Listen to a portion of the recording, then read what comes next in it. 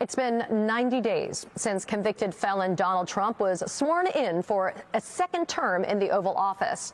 And the state of the country is, well, I'll let you be the judge. Overnight, the Supreme Court temporarily blocked the Trump administration's efforts to deport Venezuelan nationals pursuant to the Alien Enemies Act. It's another legal loss for Trump and his administration, which, according to the Institute for Policy Integrity at the NYU School of Law, has an impressive 93% rate of failure. Elon Musk is projecting Doge will come up short by $850 billion on its $1 trillion pledge to reduce the federal budget. Since Trump's inauguration, more than 280,000 federal workers across 27 agencies have been fired, and that doesn't even include the month of April. It's a number only surpassed by the early days of the pandemic. The stock market has lost trillions since Trump unilaterally slapped tariffs on allies and enemies alike, careening the U.S. economy into a trade war with China. There are more than 800 cases of the measles across 25 states. And Trump, who wrote The Art of the Deal and famously promised that he'd end the war within 24 hours of taking office, is now threatening to back out of peace negotiations between Ukraine and Russia because it's taking too long. And don't forget the eggs. The price of eggs is at a record high. It's a new record high, $6.23 per dozen. But Trump says prices are, quote, getting too low for your eggs. This is just a snapshot of the state of our union. But hey, don't worry. Trump is making America great again. Joining me now is Texas Congresswoman Jasmine Crockett. She's a member of the House Oversight and Accountability Committees. Congresswoman, it's good to see you. We just got that ruling at 1 a.m. from the United States Supreme Court. The court doubling back on an earlier ruling, giving the administration the go-ahead to deport these individuals. Do you feel hopeful, though, that the courts are trying to rein in Donald Trump? Are we really set in a constitutional crisis now? Because Trump flaunts the fact that he has no intentions of bringing Abrego Garcia back to America. I mean, check out what was posted on X yesterday by the official White House account.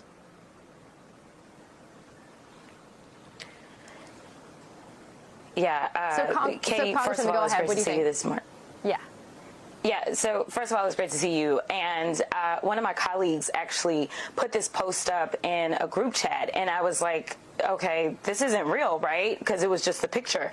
And then she was like, no, it's absolutely real. And I was like, who are we and where are we living and who is running this country? Because the level of childness that we saw in this post, but also just the level of cruelty and the level of admission that we've seen, right? Like, Katie, you and I both know that ultimately this is not the last that we have seen of this post. This post will most likely show up in some court filing when they are trying to determine whether or not this court has, or I'm sorry, this administration has intentionally decided that it wanted to ignore a court order. This will most likely show up in a contempt hearing. So I don't know why, I don't know who's advising, or I don't know if they really do care. The reason that I was cheering, though, was because of all courts, I cannot imagine that it was anybody on really this court, this particular court, that at 1 a.m. decided that they were going to do right, besides obviously the three that have their heads on correctly. So the fact that this wasn't a 9-0 decision is still very disappointing, but the fact that we got to a 7-2 is a win, especially at 1 in the morning. And essentially what this does is kind of like what Judge Boasberg did when he said, hey, stop, do not deliver those people into El Salvador, turn that plane around. Basically, they're saying that plane better not take off, and we know how y'all like to act. So we will see ultimately what the Supreme Court comes up with, and I'm not necessarily the most hopeful about the Supreme Court, but we also will see how this court decides to act. And I think right now they're trying to figure out, is this a administration that will even ignore our court orders? And I think that may sway how they decide to rule on this particular underlying issue. And, you know, Maryland Senator Van Hollen just went to El Salvador after meeting with Kilmar Abrego Garcia. He said he thinks that El Salvador was feeling some pressure, and that's why they let him meet with him. But ultimately, Nayib Bukele saying he's going to remain in the custody of El Salvador. We need to see more action, though, from people kind of emulating what we saw from Senator Van Hollen, right? Yeah, no, absolutely. So first of all, kudos to Senator Van Hollen. And honestly, that's what it looks like to be an elected representative. He represents Maryland. This is someone who is a Maryland resident, and he decided that he was going to go down there and check on him. And honestly, I don't know that I was convinced that he was alive. I really don't. And so I was happy to see that he was alive, number one. But number two, if Senator Van Hollen can get down there, if the president can get up here and get to the White House, then I don't understand why we can't get Abrego up out of there. I mean, we know that they admitted that they were wrong. Now they're trying to double back and say, well, he's this terrible person and all this kind of stuff. But here's the reality. As far as I'm concerned, he's a lot less criminal than the person that's sitting in the White House. Because last time I checked, he doesn't have any criminal convictions. I don't even think he has any outstanding cases versus the guy that still had cases pending when he was sworn in on January 20th and also has 34 felony convictions. So listen, I don't want to hear anything from the Republican Party about how they're trying to keep us safe when their fearless leader is actually the biggest criminal thus far that we have seen, because I haven't seen anybody with a rap sheet that looks like the president's. Joining us now is Massachusetts Representative Seth Moulton. He is a member of the House Armed Services Committee, Transportation and Infrastructure Committee, and the Select Committee on Strategic Competition between the U.S. and China, and a good friend to us. So, first, Congressman, your reaction to this move by Putin. If Ukraine also recognizes this temporary truce, which they expressed skepticism to doing, it would be the first full pause in fighting since the start of this war 3 years ago. Could it be the start to a more permanent ceasefire? It could be, but more than likely it's not. There's a history of armies taking holiday pauses, and we know that Putin's got some serious morale problems with his own troops. So my guess is that this is just a gift of Putin to his own troops, not because he actually is worried about Ukraine. You know, given your tours of duty, I just have to ask, what is that like? A ceasefire with an enemy potentially in sight, someone whom you're going to pick up arms against again in hours or days. I mean, what does that do to a soldier's psyche?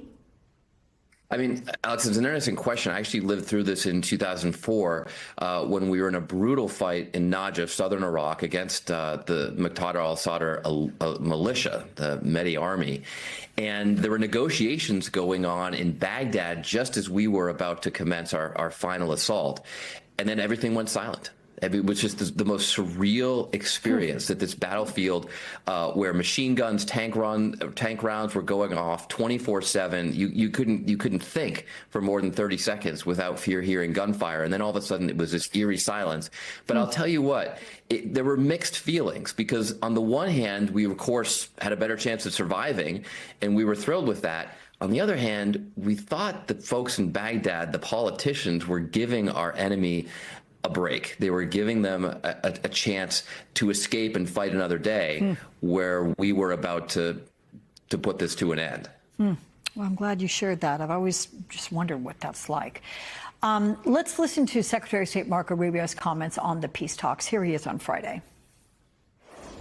We're not going to continue to fly all over the world and do meeting after meeting after meeting if no progress is being made. So if they're serious about peace, either side or both, we want to help. If it's not going to happen, then we're just going to move on. So, look, never mind. President Trump said on the campaign trail numerous times that he was going to end this war within 24 hours. What do you make of the U.S. potentially moving on? What does that mean? Well, first of all, it's such a stupid comment from the Secretary of State, because that's his job. His job is to fly all over the world and talk with our enemies and our adversaries about bringing peace and in strengthening America's position in the world. And what the Trump administration has been doing from day one with Ukraine is not ending the war, but actually prolonging it by encouraging Putin, by using Kremlin talking points, by backing up Russia in their murderous campaign instead of standing by our ally Ukraine. One of the interesting questions I had for the Trump officials who came to speak with us on the Armed Services Committee recently is, what is your plan to win? Because for years under the Biden administration, Democrats and Republicans together would criticize the Biden administration for doing just enough not to lose, but not actually having a plan to win. And it's very obvious that the Trump administration has no plan for Ukraine to win this war. They're perfectly happy with seeing Russia win the war.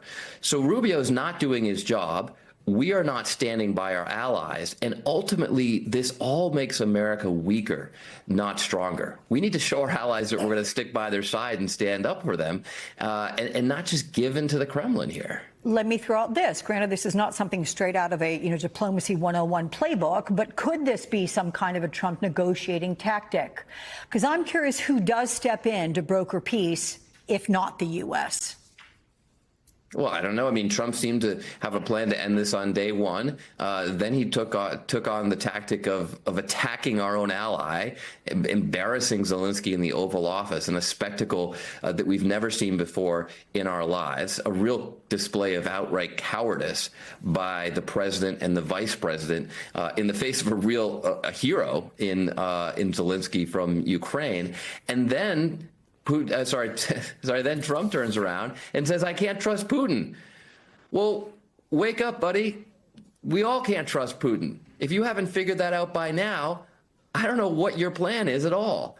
So I think we're giving Trump a lot of credit to say that he's got some, super secret plan here. I think they're boxing in the dark. They don't know what they're doing. They don't know who their actual enemies are.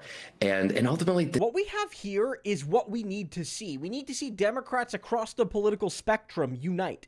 Because I'm going to be real. I'm a left-wing guy. I'm a Bernie guy. I'm an AOC guy. In many ways, I'm to the left of them. Like my academic research, what I've done in my political life, I am a socialist, right? Out and out, proud, all of that. But the Democratic Party's a big tent. And what we've seen sometimes in the past is that the moderate Democrats have been far too weak on Trump. Far too weak, because they love his tax cuts. They love the pro-business policy. A lot of corporate Democrats. Your mansions and your cinemas and people like that. But Trump's gone so insane that you're seeing the broad unification of the Democratic Party. Yes, of course, you have the progressives loud as ever, and rightfully so. You have the more normal Democrats and more slightly left-leaning ones like Jasmine Crockett, who maybe represent the middle of the party, if you will. But then you also have right-wingers like Moulton. Moulton is a right-wing guy. If you look at his policy positions, he is not a progressive. And yet, what do you see?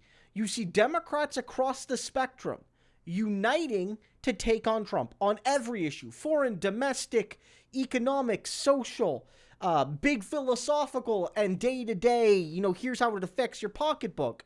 Because it's an all-arms fight. Donald's fascism is all-encompassing. Almost no one is going untouched. Some of the victims are accidental. Trump isn't trying to hurt billionaires, but he is accidentally through his dumb policies. But everyone is suffering right now. The opportunity is that you can build an extremely broad coalition. The challenge is, can you actually do it? So far, what I'm seeing from Democrats, look, they've let us down before, the Democratic Party. But honestly, they're moving in the right direction.